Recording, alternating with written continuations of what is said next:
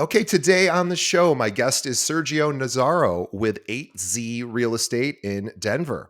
Let's tell you more about Sergio. Sergio is a real estate agent and performance coach from Denver, Colorado. He graduated from the Air Force Academy and served as an officer for 6 years. And after getting out of the military and obtaining his MBA, he quickly realized his project management experience, his digital marketing skills, his business education, and his negotiation skills placed him in a unique position to excel in the representation of buyers and sellers throughout the home buying and selling process.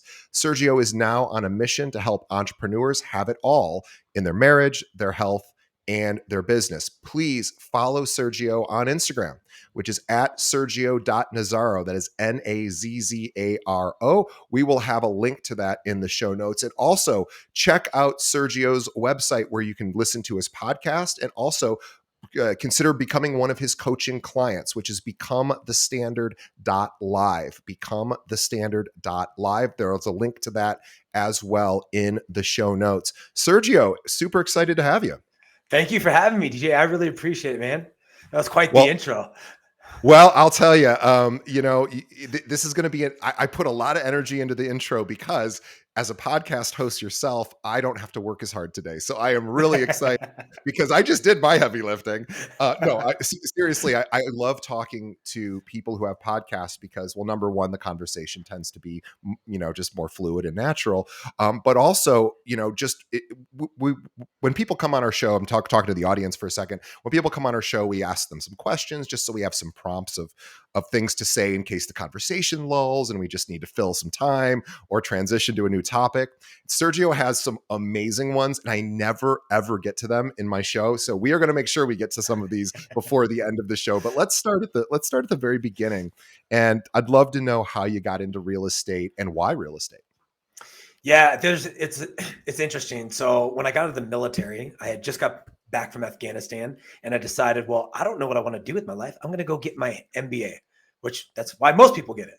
And totally. So using the GI Bill, which pays for school, the government pays for school, and then they also give you a housing allowance to pay for your rent every month. Well, there's a gap between my summer semester and my fall semester. It's 3 weeks long. And the only way that I can make rent is I have to find a class to take. So I decide, well, let's get this real estate license. I want to buy a house at some point. So I get my real estate license, and right, it's a 3-week class. I finally get the money I need for my rent. I get my license, and I don't do anything with it for a little while because it took a while for me to realize why I got it, right? There's always been like this little bit of a calling, right? I joined the military to serve people on a larger scale. I got my real estate license because of what happened to my parents when I was a kid. And so like, there's just this perfect storm that came together, and that's why I got it. Well, first, thank you for your service to this country and 6 years of service, if not more time altogether. That is more than admirable and respectable. And on behalf of the audience, of course, we thank you for keeping us safe.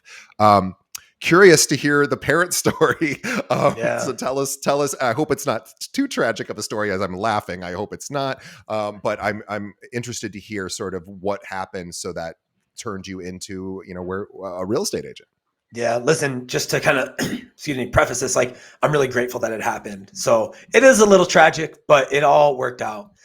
I grew up in New Jersey, and my parents moved down to Texas, and I was right around 12 years old. And we were living down there, and my parents decided that they wanted to plant some roots there and buy a home. So they find this new build, they meet up with this real estate agent. And at the time it was stated income to get your loan. And for those of you who don't know what that means, it means you just tell the bank how much you make, and then they're like, hey, we're going to give you money. That's how we got into this whole mess. We trust you. Yeah. You know what? You look like a trustable person. Let's just take all this money. Yeah. And so they're going to buy this home, and they have to qualify at a certain income level. Well, they don't make that much money. And so the real estate agent tells them, listen, nobody's going to check. Just say that you make this much and everything will be okay. Wow. Well, they do some employee verification, and both of my parents get fired from their job. Oh. We lose the house that we were about to get in. We had already put in notification on the rental. And so we ended up homeless for 3 months. Oh my gosh. It was because of that my parents, they're like, okay, hey, you and your sister need to go to your grandparents' home in New Jersey for the summer. Your mom and I are going to figure this out and we're going to move to Colorado. And so I'll never forget, it was the first time I ever watched my mom console my dad because of Yeah. what happened. And as a 12-year-old boy, looking at your dad crying, one, there's something really great about watching your father be able to express those emotions. But But two, not it's but very, not as a 12-year-old, as an no. And adult looking yeah, back. yeah, 100%. Yeah. Like hindsight's As a 2020. as a But in that 12-year-old, that's gotta be terrifying.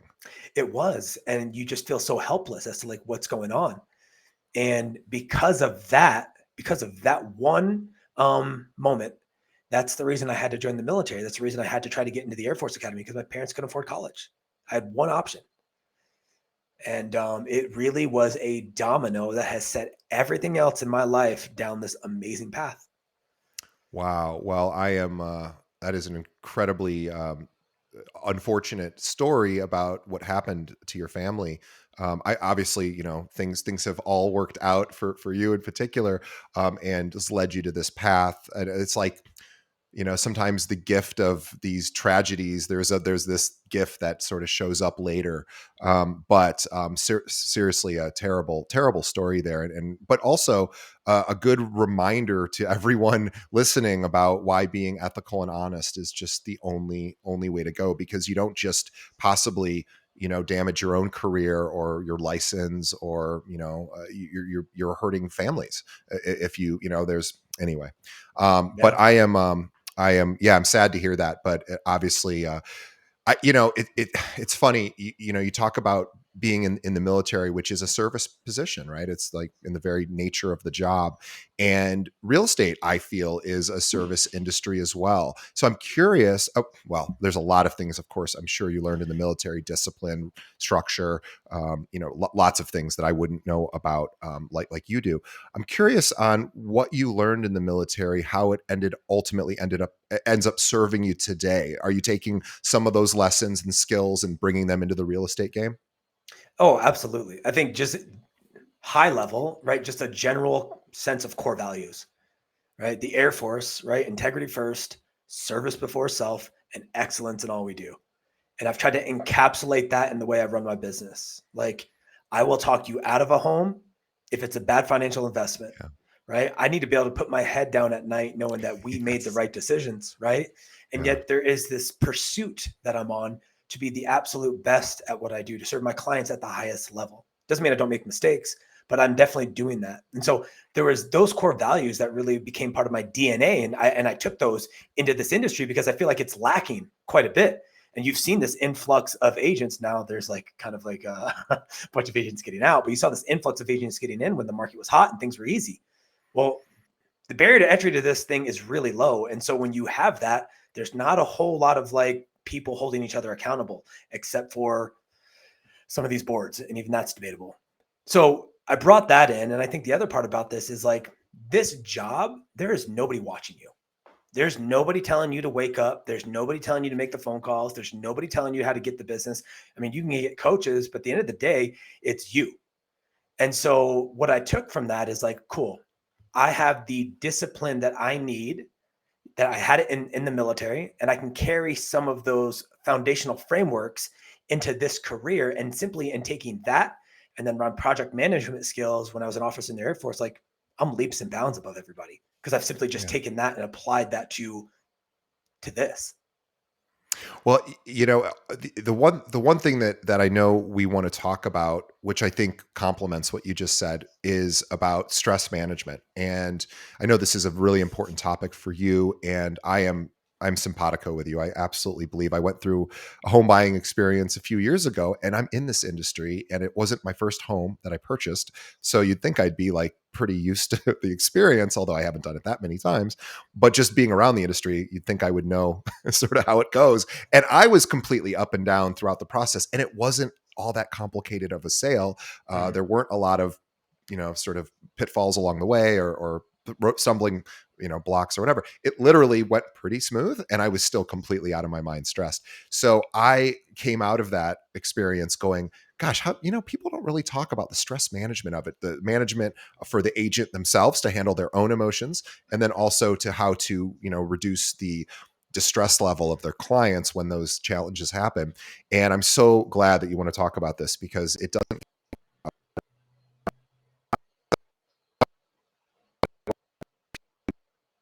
in your business.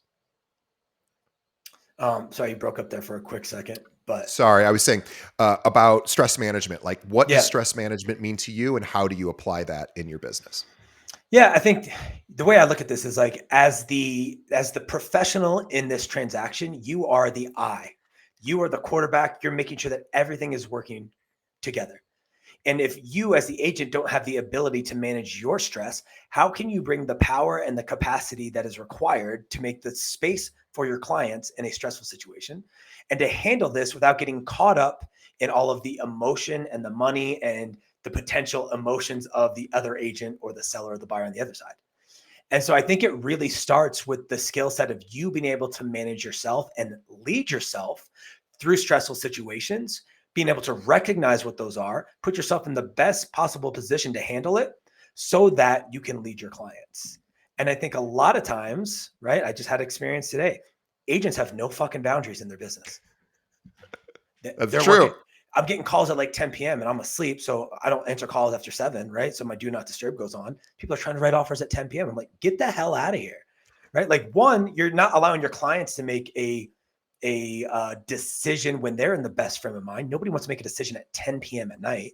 And two, how are you showing up as an agent at 10 o'clock at night? And so there is this stress management where, like, you have to be thoughtful about the boundaries you've set, your daily habits and routines. And then you have to be competent enough to know that stress is part of this industry. That is why we get paid a lot of money. And I would argue sometimes we get overpaid for what we do. Right. And so, like, stress management is one of the best tools that you need to have, because you have to deliver that to your clients. And you also have to let them know that it's going to be stressful, but your job is to mitigate as much of that as can by providing them clarity. Yeah, it reminds me. I was recently, I used the Calm app for meditation, and Nice. yeah, it's a nice little app, and there's all these courses throughout it. And gosh, I'm like the worst person to talk about sports figures, because I don't remember who this is. One of the best, maybe LeBron James. I think it's LeBron James. He has a course in there, which I didn't know Yep. anything about him other than his name. I don't, I know he's like one of the very greatest of all time. And so I was like, I'll take his course. He's the greatest of all time. He's probably got some wisdom. And the very first, and I didn't know he was even a meditator or whatever, and I'm barely a meditator, but I was taking the course, and he was talking about state management at the very, very first lesson. And he was saying that all of his teammates on any team he's played for, he's like, one of the big things we focus on is how to maintain sort of a level of calm when chaos is happening. And obviously on the basketball court, chaos is always happening. And especially, like, emotions can flare, people get punched, get hurt, people bump into each other, and then you want to get angry and lash out, or you get a bad call or whatever, you get tripped. And he was saying we are taught to just not react and to learn how to manage our stress and our states. You were talking about, how does the agent show up at 10 o'clock? How does the client show up at 10 o'clock? Yeah, probably not well, unless you're one of those strange people where that's like your prime time to work. But Right. most of us aren't wired for that. And so at 46 years old, I never thought about stress management with respect to how important it is for performance. I just thought, and he was like, yeah, he goes, I literally don't have access to certain resources if I'm angry. He's like, I can't be my best basketball. I can't be the best basketball player if I'm angry, or if I'm scared, or if I'm sad. And so he talked about, like, and I was like, that's so simple. It's not easy, but it's really important, because you're right. The agent needs to show up as the professional and be the adult in the room, and sort of just, can weather the storms, right? Yeah. And I think, listen, I have a very unique perspective on stress after being deployed to Afghanistan. And I hold that in a very special spot in my heart and in my mind, because stress is all relative, right? It doesn't mean what I experienced, in combat was not, or more or less stressful than what somebody experiences with death, divorce, or buying a home. It's all relative to the individual. Sure. However, talking about state management and your ability as a creator to create the state that you operate the best in, all comes from stress management. So if you're working on it doesn't really matter, right? A $200,000 condo or a $200 million multi-mansion, whatever it is. your ability to manage stress and your state as you show up to those is what sets you apart from everybody else. Yeah. Yeah, it's so absolutely true, and it's a practice, right? It's not a switch that you flip and go, well, now I'm calm, cool, and collected, no matter what's happening around me or within me. It's a practice, it's a discipline, and the military obviously teaches this. I'm sure you were taught stress management in the Air Force, and just an incredible important skill because, of course, in combat, again, I've not been there, so I can't speak to what the experience is like, but I would assume being calm, cool, and collected is critical for survival, for success of the mission. I assume it's just number one in the priority list because if you're not in a in a controlled state, then you may be subject to someone else's controlled state, which might be the enemy on the other side who wishes harm. Absolutely. And, as we're talking about stress, there's this other aspect of like, what do most agents have stress with right now? Finding business, Yeah, lack of leads. lack of leads. And so let's kind of like play this situation out, right? Yeah, When you don't have business coming in and your stress starts to build, right? Now you're starting to have stress within the household, right? Now maybe yeah, you're speaking to your partner a little bit sharp tongued because you're stressed. Now maybe your kids feel it a little bit more, right? Now your relationship with yourself, right? Like maybe now you're having like chest problems, right? Now maybe you're not sleeping well. And so all of this stress is starting to build. And so when a lead does come in and they're like, damn, you're frazzled as all hell. Like, I don't want to work with you, right? You miss out on the opportunity that presented itself. And so, stress management, right, like you mentioned, is a daily practice. And it's not just a switch, because if it was, we would all be super zen and calm, but we're not. We're all running around fucking crazy. And I think that's a really important thing because, like, if you can manage your stress when things are hard, your ability to manage your stress when things are good will allow you to get more opportunities from those opportunities.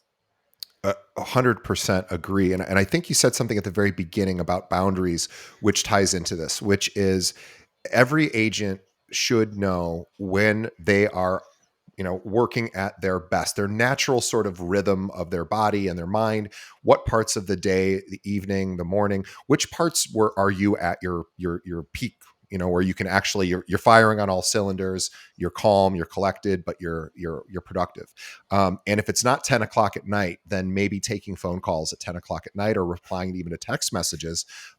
It's really easy to do at 10 o'clock because you're sitting there watching TV or going to bed, but maybe not the best option. And also this idea of like, what are you teaching your clients if you're letting them message you at 10 o'clock? If you don't want that, if you want that, fine. But if you don't have a boundary, people, again, especially with text messages, is a great point, because text messages really don't end. They start, but the conversation never really concludes, right? And so there isn't a natural ending to this sort of interaction. So people just feel, well, I'll send them a message, and then and if you reply right away, then sort of the assumption is that the next time that message comes in, you'll also reply right away, or at least maybe quicker than you would want to prefer. So let's talk about boundaries a little bit. How do you set boundaries around your business and your clients, and what works best for you? Yeah, great question. I think my business didn't take off until I started to have boundaries. Like, it really didn't hit like a high, like elite level until I started to create boundaries. And I think a lot of agents, myself included at the time, were afraid to talk about boundaries because they were trying to introduce them too late. And so your client has these expectations of like, well, we've been communicating and now you're just going to stop. And so I think the only reason that boundaries aren't going to be effective or work is if you are not clear about them and you don't communicate them at the right time. So whenever I meet with a client, one of the things that we conclude the initial buyer's consultation or listing consultation with is my working hours. And I tell them, right, like, I start my day at 8:30 and I will respond no later than 7 p.m. You can text me at 7 o'clock. You will not get a response from me until 8:30 the next day. Oh, and by the way, I also don't work Sundays. So if something comes up on a Sunday, you can talk to my assistant, right? But I will not be part of the transaction. I will get back to you on Monday. And so they get that. They hear it. I follow up with an email letting them know. But I also say, listen, you can text me after 7. You can text me at 2 a.m. I don't care. my phone's on do not disturb. I'm not even going to get it. But if you have to get something off your chest or something pops up, go ahead and send it. But just know that these are my working hours. And 100% of the time, people are like, okay, thank you. Do people be like, well, we want, what if we want to work past 6? I was like, do you think clearly after a long days of work or a long day of work? They're like, not really. I was like, cool. Then let's not make decisions and put yourself in a position that's going to increase the stress for you. And so you put it back on the client. And now they're like, I like this. You're in control. Well, and being also you're not, the setting the boundaries thing is important because you're not just saying here are my rules. You're saying here are my rules and here's why I have these rules. And here's why it's even good for you, Mr. or Mrs. Client, that I have these rules. So you're not just saying, hey, this is it's my way or the highway, too bad. You're saying it's my way. It's not my way or the highway. I can't perform at my best at this time. And you set the expectation ahead of time so that they know the rules. And like you said, I was going to ask you what percentage of the time. Was hoping you were going to go there because you did. And I was hoping it was 100% because I'm like, we all can appreciate and respect boundaries when they are set up ahead of time if they're reasonable. If they're not reasonable, then yeah, maybe you'll have a problem. But you just said it in such a way that I can't imagine anyone ever saying, well, and by the way, if they don't like your boundaries, they'll choose another agent. That just won't be you. And that's okay. 100%. And so that was my initial fear. Is like, well, what if they choose somebody else? And my wife, she goes, yeah, but those aren't the people you want to work with. And I was like, Yeah. damn, good point, Lizzie. And so but that's the truth. Like, imagine the people that don't respect your boundaries and now they're texting you at 10 p.m. How is that going to increase your stress? And then how does that impact the other clients that you have? How does that impact their experience? Or how does that impact your stress levels to try and get new business? Like, these boundaries are really important because it's a slippery slope that can impact your other clients or your future business. So we're talking about really SOP, standard operating procedures, and having some sort of rules of engagement, right? This is what I do, this is what I don't do. Here's when I'm available. Here's when I'm not. Here's what I'm capable of. Here's why, and not just here's how it is. Here's how it is and why it's the Mm-hmm. way it is, and it's to your benefit, Mr. or Mrs. Client, that it is this way, and that is really hard to argue with, as you said, 100% agreement on that from clients. So clearly it's working, and just incredible. And I think a lot of agents, again, this is a structure conversation. It's having structure, having these rules, these sort of procedures that you've, as the individual agent, have set up. And you're right, this industry doesn't naturally sort of allow for that or promote that because agents are kind of in their own silo most of the time. It's just them. They're probably working from home. They really have no accountability, unless they're in a group or they have a coach or something. And boy, I will tell you, if you are somebody that is struggling, not you, Sergio, because obviously you're incredibly disciplined yourself, but you're a coach, so you can appreciate this. Having if you're somebody that struggles with accountability, finding accountability partner, getting a coach, even better, is really going to be the key to taking you to the next level. And it's okay to be the person that wakes up and goes, I'm not good at like starting my day and knowing what to do. Like, that's totally honest, reasonable. And by the way, most of us are that way. So it's not even unusual. But if you are that person, I had to do this with the gym 2.5 years ago. I was 40, in my early 40s, and I was like, I don't go to the gym, and I was ashamed of that. I was like, I should go. I should want to go on my own. Well, I finally was like, I guess I'm just going to have to get a trainer because I know if I pay for something, I'm going to use it. And I started doing that. Here I am almost 3 years later, haven't missed a session. And it's not because I like going to the gym. I don't, but I go there because I have accountability. It's the only thing that works for me. Does it cost me a little bit extra money? Yeah, but I'm in the best shape I've ever been because I set up the structure. So if you're somebody who struggles like this, get an accountability partner, or even better, hire a coach. And you have a coaching program and a business. So let's talk about the coaching, since we can talk about it right now, and then I want to jump into social media. But tell Yeah. us about Become the Standard. Listen, my first best year in real estate that I had was probably my third year ever. And I sold 52 homes. It's right around Amazing. $35 million in volume. Incredible. And I got to the end of the year, and I can say without a doubt that I was a professional success and a personal failure.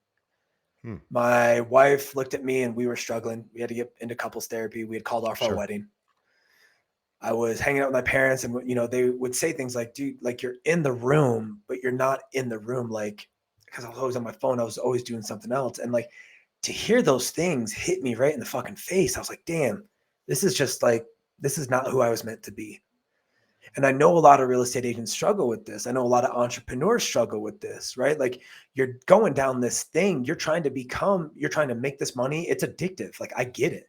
You're trying to become run your own business, and then you have a relationship, and then you have kids maybe, and then you're trying to take care of your health. There's all of these things going on. And so a lot of times we let things fall by the wayside and we focus on one, maybe two. Usually it's your body, and then the other part is your business. It's usually where people fall into.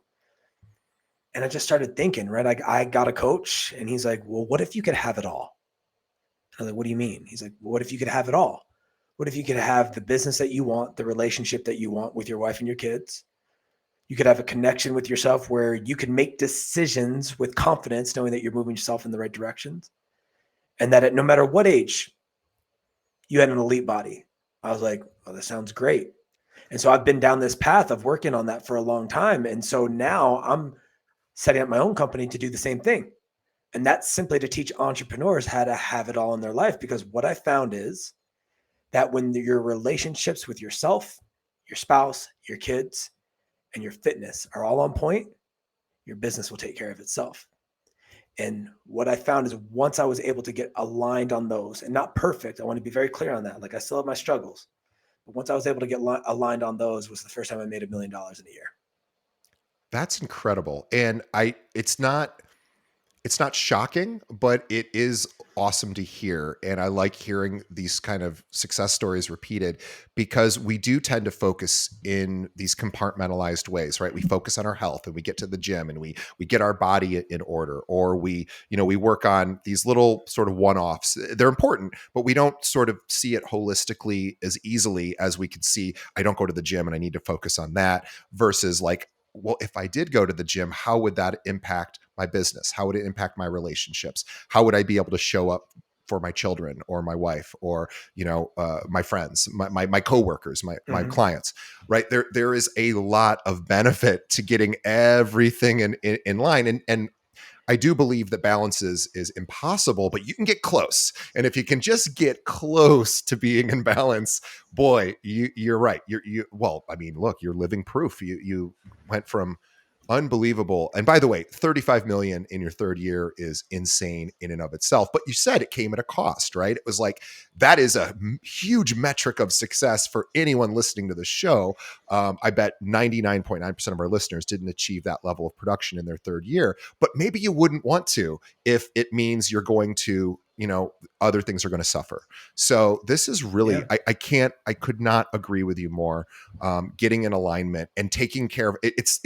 I learned this from Brian Tracy a million years ago, and he just said 2 words. He goes, everything counts. Like everything counts. So you better pay attention to everything. So that, yeah. 100%. And I think you talk about balance. I would challenge you on that, because if it's in balance, that means it's in stagnation. And if it's in stagnation, it means it's in one step away from either going backwards, but it's probably not going to go forward.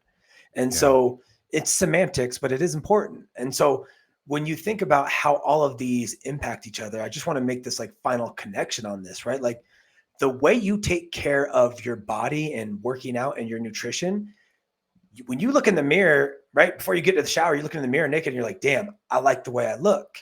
Then you go take your shower. And now you're going on a meeting and you show up and you feel like, I feel good in my skin. I feel good in what I'm wearing. Your clients feel this magnetic energy. There's this presence you've elevated, and everybody's like, I don't know what it is about you, but I'm attracted to it, and not attracted to it in like a sexual way, but attracted to it. Like there's something about you that I want to work with. Yeah. And so when you step Yeah. into those, go ahead. No, go. No, I interrupt you. Oh, Go right ahead. and so, part of that is like, cool, you've worked on your body, but there's always been situations where, I'm getting ready to go on a listing consultation and my wife and I get into a fight Yeah. right before we're on the way out. And I'm like, damn it, I don't know how. Perfect timing. Great. Yeah. Thanks. Right. Cause that, I'm mad. So I'm blaming her, even though Right. it It's was her fault. definitely right. However, think about it when your relationship, you guys are connected and you're supporting one another, and your kids are looking at you and they're like, mom, dad, I love you, right? And now you also have the body aspect of it. And now you go on that meeting knowing that your home life is taken care of. Like you can show up to that with confidence. Oh, and by the way, when you have that connection on who you are as an individual, those boundaries that we talked about are really easy to put in play because you know what you stand for. And so your business is impacted by all of these things, all of them. And if you don't have the money in your business, then none of this other shit matters because you Right. can't live the life that you want. And so it's this really, you have to look at it from all these different ways, but it's really important to get these things moving forward together. And the only way to do that is to get clarity on what you want. Yeah, and then there are systems to assist with making it not so manual for every part of your life, right? There are coaches you can hire. There are people that can help you manage finances, manage your body, manage nutrition. There are systems. Thank God we don't have to come up with all of this ourselves. We can employ people, we can read books, we can attend seminars, we can learn, and it's hard, but it's the worthy endeavor, because for the rest of my life I'm going to be pushing a boulder up the mountain every day. That's just the deal. Like, that's how it goes every time I go to the gym. I gotta lift, to make it like a really easy metaphor, like I gotta push really, I gotta be willing to go into some physical pain to be able to get more muscle growth. That's just the way the body works. And the same thing works in every other area of the life. If you can just get through that pain of, this is uncomfortable, this hurts, if it's going to lead you to a more balanced perspective, a balanced life. Like you were saying, if I couldn't pay my mortgage next month, and I hope to God that isn't the case, but let's just say it was, I wouldn't be able to show up here for this interview in a very present way. I would be terrified. Oh my God, how am I going to pay my bills? I wouldn't be able to do a good job interviewing you. Or if I was a practicing realtor, I wouldn't be able to probably do a good job for my client, because I'd be so worried about that commission not paying, not coming in. So all of these things, everything counts. And Yeah. this is why getting a coach is so important, because a coach can actually help you in all of these areas figure out. You don't have to do it all. You don't have to suffer alone. You can actually have somebody who has some wisdom, some guidance. And by the way, wouldn't you love to be coached by somebody who did 35 million in his third year, even if it was totally out of balance? Like, don't you just want to know how to do that? Like, Sergio's the guy. But I'm going to switch gears because, and I want everybody to consider, by the way, reaching out to Sergio, because he is the man. Go to his website, becomethestandard.live, fill out a form. His team's going to contact you to see if you'd be a good fit for his coaching programs. Listen to his podcast as well, Become the Standard. We'll have links to that all in the show notes. You are a big social media guy, so I want to switch gears just for a moment, and I want to talk about the role of social media, that for realtors, what you found that's been working, maybe mistakes you see agents making. So let's talk about social media. Tell us how that applies to your business. The way I look at this is, right, like it's all leverage. When I first got in, everybody's like, you got to cold call, you got to door knock, you got to do all this. And I was like, I tried it. And in the first 7 months, I was like, I haven't sold a single home and none of this seems to be working. Right. Okay. Not that there's not value to making phone calls, but I couldn't keep up with the pace. And so I saw social media and I was like, listen, you can put up these posts, it gets 100 likes, or you put up this video and it gets 2,000 views.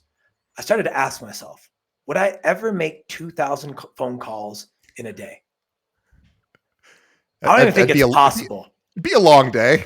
Be a long day, right? You want to talk about being unbalanced, right? And so I saw the leverage there and I was like, cool. Well, why is this so important to me? Because people love stories. They love your story. They love your client's story. They love information that's delivered in a fun way. Social media is a really powerful tool because it allows you to control whatever it is that you want to control and how you put it out there. It allows people to connect with you, build trust with you. That know, like, and trust becomes really easy when you not only just talk about real estate, but you allow them to see part of your life. And so the moment I started really getting into creating content on a regular basis, nothing happened for 18 months. And then the year after that, I got 24 deals from Instagram. And I was like, huh, I didn't pay for a single ad. All I paid for was editing and distribution of my content. Yeah, It was just all the organic. just the time and energy it took. And I'm sorry, I missed how many months before you got your first deal from that? 18. 18, and then you got 24 deals that following year, or that next 12 months.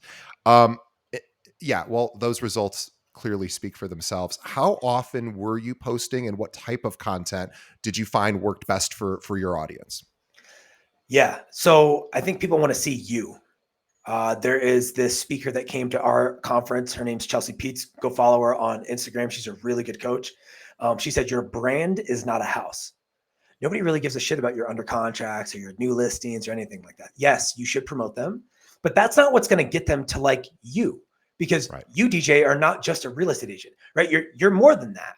And so Yeah. people want to know what you like to do. I like to snowboard, mountain bike, go to concerts, right? I like to be outside. I've done more listing and buyers consultations, mountain biking and skiing than I've done like in an actual office setting. And so people are able to connect with me. I let them see a glimpse into my life. And so I think it's really just about telling my story and then also telling my client's story through video. Got it. So curious. So now a question I'm hearing these ghost questions coming in from our listeners, and hopefully this is one that I think a lot of our listeners might be having, which is, this concern of, I'm afraid to show too much of myself on social because I want to keep certain things private. And I see agents that just, now I'm at the gym, now I'm at the Starbucks, now I'm doing all of these things, now I'm with my kids, here's my dog. Curious on, and again, everyone's sort of, the barometer for what everyone wants to share is different for each person, but how do you think about what you were willing to share and what you want to keep just for you and your family? The way I look at this is all of the things that happen in my life can be a beacon of light to somebody else. And so the path I've chosen is that I'm pretty much a open book. That feels comfortable to me, right? I feel comfortable talking about my struggles in my marriage that we used to have. I feel comfortable talking about the success that I've had. I used to be really afraid to talk about that. I feel comfortable sharing things about, vacations I'm going on or what I'm doing in the morning at the gym. All of those feel very natural to me. And so when you talk about like, well, what should I share and what shouldn't I share? I think there's this aspect of like, well, what feels right to you? And then maybe take a moment to feel like, okay, this feels right to me. And then ask yourself this question. Are you playing it safe because you're scared, or do you truly Right. not feel comfortable sharing it? Because Right. if And you're those are playing it two safe, very different things. yeah, There's this, hey, I really want to take this leap, but I'm scared. And you need to get honest about that and say, no, okay, this is really a fear thing. And whether you can evaluate whether it's a legitimate fear or whether it's a fear to overcome, that's fine. But just identifying, okay, the truth is I'm actually afraid to show people I'm into, weaving, because I don't think that's masculine or something, or I'm worried about how that might be perceived or whatever. yeah, Whatever your thing is that you don't, but is like really important to you. And the other thing, so the one thing is about figuring out what is just legitimate fear of, like, maybe this would be better not to share. If my wisest self says, don't share that because you want to keep that for yourself or for your close friends. And then there's the other part that's like, no, I'm just a little bit scared of how it might be perceived, like the fear of other people judging me. That's a different thing. And that's what we're talking about is like, it's funny. So you had mentioned going into couples therapy prior to your marriage, prior to getting married. And even if you were still in couples therapy, I don't think any rational human being would be judgmental of that in a negative way. I think they would be like, wow, that's awesome that he and Lizzie went into counseling to figure things out and to get the help that they need. And gosh, probably most couples need couples therapy. But just this idea of sharing it, what it does is it's vulnerable, it's courageous to share it, because again, you are putting yourself out to possibly be judged and have somebody go, well, what's wrong with their marriage or whatever. You're willing to share it. It obviously worked out well for you guys, but even if it hadn't have worked out well, the willingness to share what's hard is what creates intimacy. It's what creates this connection. Now I feel more connected to you because I'm a therapy guy. I've been in therapy forever, so I like you more now because you're like me. You're a therapy guy. That's cool. You're a coach. I have a coach. Like all of these things, sharing these vulnerabilities typically have the reverse effect. We might have some fear about, oh, I'll get judged, I'll get rejected, people will laugh at me, whatever. The truth is that almost never happens. Maybe if you're a child and you're in the playgrounds, maybe, but as an adult, people just feel more endeared to you. They want to, they feel like this guy's sharing his heart. Yeah. And listen, I think there's part of that too, is like, if you don't feel comfortable showing your face on camera, then write. If you don't Yeah. feel comfortable writing, then start a podcast and speak. There's so many different ways to do it, and not one way is better than the other. But there's something really special about being able to see another human being on the other side of a camera, have them experience something, and you be able to look at that, be like, oh man, I remember the first time that happened to me, right? I should probably reach out, or I appreciate that. And they share it with somebody else. Like, you don't know the impact. And so I think there is this aspect of like, if you're afraid to do it, and I'll share this with you. Um, I used to be afraid of public speaking. And two, I was afraid to get on camera. And so how I got over it was I did 30 days of going live on Instagram. And I'll never forget, I shot the first one. I put the phone down, said every possible swear word you could possibly say, threw it on the bed, and I went back to the conference. I didn't come back and check it for 6 hours. I came back and like 3 people had watched it. It didn't even matter. Right. And Right. so I just think there's this part where you think that people are going to judge you. And the reality is it's like 95% of people are consumers, 5% are creators. Be a part of the creator group. Yeah. And even if nothing else, you can share parts of you that will create connections with people who what you're saying might be exactly what they needed to hear or see that particular day. And that is something that is very invisible and hard to sort of think about ahead of time. But if you think, hey, if I'm going to post myself coming out of the gym saying, gosh, I just had a great workout, I'm so proud that I went and did this. It's not a brag. I mean, it could be a brag if you're bragging, but if you're just sharing, wow, I just did something really hard and now I'm off to work, that might be what somebody needs to see to get them motivated to get in the gym. And it doesn't mean you only have to share success too. Like, I'm always impressed, and it's so rare to see, but when people post their challenges on social media, that is a real courageous act as well. But I love that because it's Yeah. like we don't really relate to perfection. We only relate to imperfection. So this idea of going like, wow, like there's an agent, I can't, oh boy, I don't have it in front of me, but there's an agent that literally posts all their failures that they have as a realtor, which I love. And I'm Yeah. like, boy, that is incredible. And they're like, yeah, it was the best decision I ever made, because now people feel like they can trust me, that I'm willing to share the imperfection of my life. And because it's all imperfection anyway. You might as well share it. Everything's imperfect. 100%.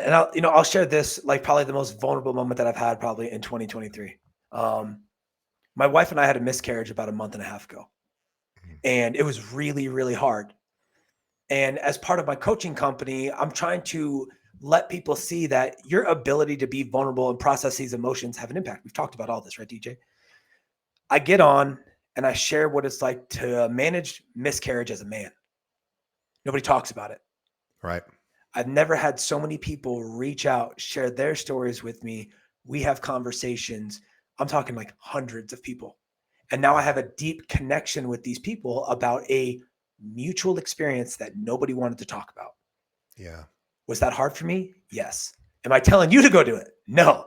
I'm just saying that, like, sometimes when you open up about something that you've experienced and now you can start to navigate some conversations, the relationships that you build, right? You don't know what's going to come from that. And I'll tell you this, two of those people have already reached out to ask me to help them buy a home. Now, I'm not saying there's a direct correlation between the miscarriage conversation and real estate, but what I am saying is there is a direct correlation between your authenticity and your vulnerability, and you'll be able to communicate that and building deep connections with people that will eventually lead to them probably working with you. Yeah. And by the way, so sorry to hear about the miscarriage. I'm not trying And to I pre drop sad bombs on you. I just thought I'd share that. no, I look, it's not even sad. It's a tragedy for sure. But what did you sharing that with me do just for me? Okay, so I'm thinking about our relationship, which is a new relationship. We've only known each other for about 45 minutes. I feel much more connected to you after sharing what happened to your family, what happened, to your parents, now to you. I feel more connected. We connect over challenge. much more than we connect over victory, right? And we know that there's, and I mean, miscarriage is such a common thing. Again, nobody talks about it. Maybe close friends and family know when it happens. It's happened in my family as well, and it's something that people don't really get the support they need outside of their friends and family. It's hard to talk about, and people just don't, because maybe there's embarrassment, maybe there's shame, maybe there's just, I don't want to burden people with this information, whatever it might be. The reality of it is people want to connect with you, and they connect with you through honesty and vulnerability, like you just demonstrated for our entire audience. So I commend you on that courage, and really just amazing. Could I share my toughest moment in 2023? No, I don't think I could yet. So I don't think I can find that courage today to do that. So you've now inspired me to maybe think about finding that courage for the future. So I admire you for doing something that I can't even do myself today, but that's why you're a coach. That's why you're so good at what you do. In social media, well, we just talked about, I think we got through everything on social media. I wanted to ask about your sphere of influence, and Yeah. talking about the importance of how to cultivate and deepen those relationships. Obviously through vulnerability, like you're talking about, that certainly does it. But how else are you staying in touch with your sphere in a way that isn't just, hey, look at this new home I just sold, which is what we were talking about in social media, just listed, just sold, just under contract. That's fine. It's great. It's wonderful. It's a trophy that you can post. But probably not exactly what the clients always want to see from you exclusively. No, you know who doesn't care about new listings? People who just bought a home, Right. right? So, the way I look at this is every client has their story. And the reason I follow my clients on social media is I want to see how their life plays out, because I care about them. I care about most of them. Some of them, right, were terrible clients. I'm like, it is what it is. But the majority of them, I have a good relationship with them. And so I try to stay in tune with their story using social media, but I also try to create the relationship and continue to nourish the relationship in a lot of ways. One of them is I always send them home anniversary gifts every single year. They get that from me. And then halfway through the year, I also send them cookies just because I want them to have like something sweet. Like, why not? You know? And then on top of that, like during their twice a year, I'll give them a call just to check in, see how they're doing. Like, just, hey, what's up? One time a year, I'll also do what I like to call a real estate review. So think of it like as a CMA. We're talking about their biggest investment. I refer to it as their annual checkup on their home. Right. And then Thanksgiving, right? Like this is kind of like my favorite time of the year, right? You have October, November, December. October, I invite them to my client appreciation party. November, all of them get home baked apple pies. And by home baked, I just mean like from a local bakery. Sure. And then in December, they get my Christmas card. And like it's me and my wife and our newest son, Luca, who turns 1 on Sunday. And a lot of people are like, that seems really intimate. And I'm like, but it's my family. And I want them to I want to see them to see what's going on. And so what's been beautiful about that is like people call me on my birthday now, right? People are sending me their Christmas cards, right? People are sending me gifts. And it's interesting. It's like, I wasn't doing it for that. But what I love about it is that like, I know we have an actual relationship now. And so I always tell my clients, our relationship actually begins after closing. And so I mean that. Well, and you have processes in place to deliver on that promise, which I don't do is, any of it. right. Right. But this idea is like, every year you're going to be having this annual review. You're going to be calling them 2 other times throughout the year. You're going to be, delivering things for them over the holiday season. And most importantly, you're checking in on their social media to learn what they're doing. So this way, when you do call them or you do reach out, be like, hey, saw you were just in Cancun over, the last weekend. Like, how was that? That looked awesome. Like, you actually gives you things to talk about when you want to reach out, because what's going on in their lives. Thank God for social media for that aspect of it. Yeah. I think I just, people, because I have coached some real estate agents at 8Z too. I'm the director of coaching and training at 8Z. And a lot of agents get worked up in the fact that like, well, I don't want to annoy my clients. I was like, would you annoy your friend if you saw them go on vacation and you asked them how it was? And they're like, no. I was like, so you think these people are just different? I was like, right. If it feels right to you, and I tell them this, your intent is your compass. if your intent is simply to ask about their vacation, then that's your compass. And that's okay. Yeah. I've always said, especially like in the dating scene, sometimes, men, I mean, I'm a man, so I think from a men's perspective, men who are like wanting to approach a woman, they're like, I don't want to be creepy. And I'm like, here's the rule. If you're not a creep, you don't have to worry about it. Right. If you're a creep, then yeah, don't approach a woman. But if you're not Right. a creepy person, you don't have to worry because people understand that you're not a creepy person, or they'll figure that out really quickly. Yeah. You don't have to be too concerned. Like you said, most people aren't thinking about you anyway, right? They've got their own problems, their own shit going on Yeah. in their mind, and they just want to get through the day. But the point is, they're not really thinking about you very much. But you can demonstrate a tremendous amount of care about them, by learning what's going on in their lives, and paying attention, and giving them feedback that what's going on with them. And all of this makes I'm gonna cut this episode off in just a moment, because there's so much more I want to get to, and I would have you on for another hour, and I'm gonna have you back, Okay. because this is all incredible. And Sergio is just an incredible person. Served our country, has been incredibly successful in real estate, is willing to start teaching other people about this. He is doing this at his own company. He has his own podcast. He has also this coaching business that I want you guys all to explore. First, I want you to listen to his podcast, and also check out his coaching company. So I want everybody to go to becomethestandard.live. Link to that will be in the show notes.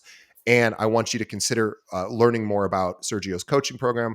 God, so many coaches in this industry have never actually sold real estate. So why not go to somebody who actually knows what they're doing, has actually been in the trenches, and also doesn't just focus on business. He can tell you the pitfalls of focusing exclusively on business and what that does to every other part of your life. So he can actually help you holistically and really iron out any of the rough edges in your life. And we all have rough edges. It's all part of the deal.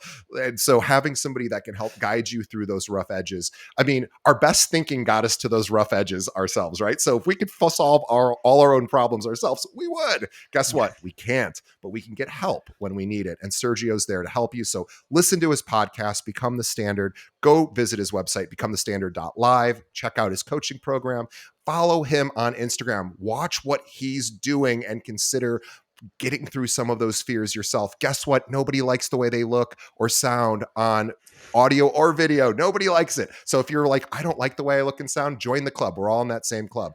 But you can still get through it and actually serve your clients better by putting yourself a little bit out there. And somebody like Sergio can help you find the confidence to do that. So follow him on Instagram, Sergio.Nazzaro, Nazzaro. Becomethestandard.live is where you go to learn all things Sergio. And by the way, if you're a realtor who has clients that maybe has a vacation home in Colorado, a lot of people do, he would love those opportunities to connect with you, because maybe he'd be a great resource for your clients, and vice versa. So reach out to him and connect with him. He's a great guy, obviously served our country, and just a wonderful, wonderful realtor. So Sergio, we are so grateful to have you on the show. On behalf of the audience, we say thank you for your service to the country. Thank you for your service to this podcast. We are thrilled, and I'm having you back. So this is not the end. This is the beginning of our relationship, because you're amazing, and I want you back.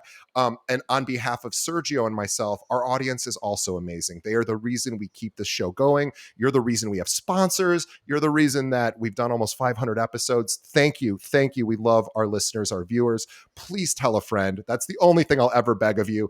Tell one other realtor in your office about this show. We would greatly appreciate it. Tell them about Sergio as well.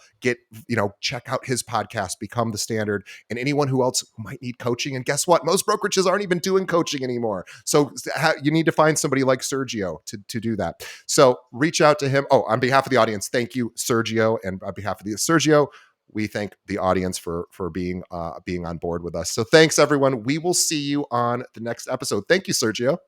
Thank you so much for having me. This has been wonderful.